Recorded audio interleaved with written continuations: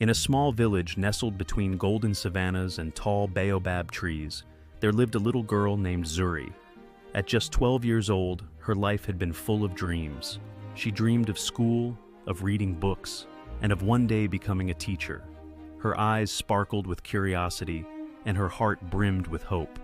Zuri's world was simple, but it was filled with love. Her mother, Nyota, would weave baskets in the shade, singing old lullabies, while her father, Mosi, worked in the fields. They weren't wealthy, but their home was full of warmth and laughter. However, one day, everything changed. One evening, Zuri overheard her parents talking in hushed voices. The village elder, a man much older than her father, had approached them with a proposal. He wanted to marry Zuri. In their village, traditions ran deep, and it wasn't unusual for young girls to be married off to older men. But Zuri's heart sank. She was just a child, and the idea of marrying an old man filled her with fear and sadness. The next morning, her parents sat her down. "Zuri," her father began gently, "it is time for you to become a woman. The elder has asked for your hand in marriage, and we have accepted."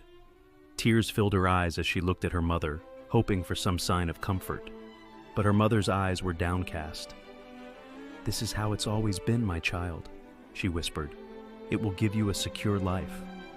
Zuri felt trapped, suffocated by the weight of a tradition she didn't understand. That night, as the village slept, she made a decision. She packed a small bag, took one last look at her family's hut, and ran.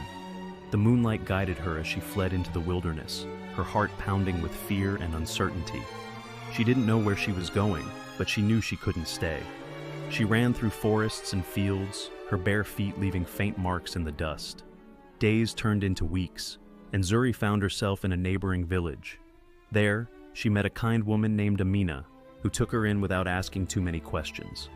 Amina sensed the pain in Zuri's eyes and offered her a safe place to stay. With Amina's help, Zuri enrolled in a local school. She learned to read, write, and even discovered a love for mathematics. The years passed, and Zuri grew into a bright and confident young woman, far from the frightened girl who had once fled into the night. But as much as she tried to move on, there was an ache in her heart. She missed her parents. She wondered if they had ever searched for her, if they had regretted their decision. Unbeknownst to Zuri, her parents had been devastated by her disappearance. At first, they had been angry, believing she had shamed the family. But as the years went by, their anger faded into sorrow and regret. They realized that they had placed tradition above their daughter's happiness. They longed to find her, to tell her they were sorry, to bring her home. One fateful day, news of a young girl excelling in a nearby village reached them. The girl's name was Zuri. Nyota and Mosi's hearts leapt with hope. Could it be their daughter? They set out immediately, traveling the dusty roads to the village. When they arrived, they saw her, now a young woman, with the same curious eyes they remembered. Zuri was standing under a tree, helping children with their schoolwork. Her parents stood at a distance, too ashamed to approach at first. But when Zuri turned and saw them, her breath caught in her throat. For a long moment, no one moved. Then, slowly, Zuri walked toward them. Her mother was the first to speak, tears streaming down her face. "We were wrong, Zuri. Please forgive us." Her father, always strong and silent, knelt before her, his eyes filled with regret. "We thought we were doing what was best, but we see now that we hurt you. Please, come home." Zuri's heart was heavy, torn between the pain of the past and the love she still felt for her parents.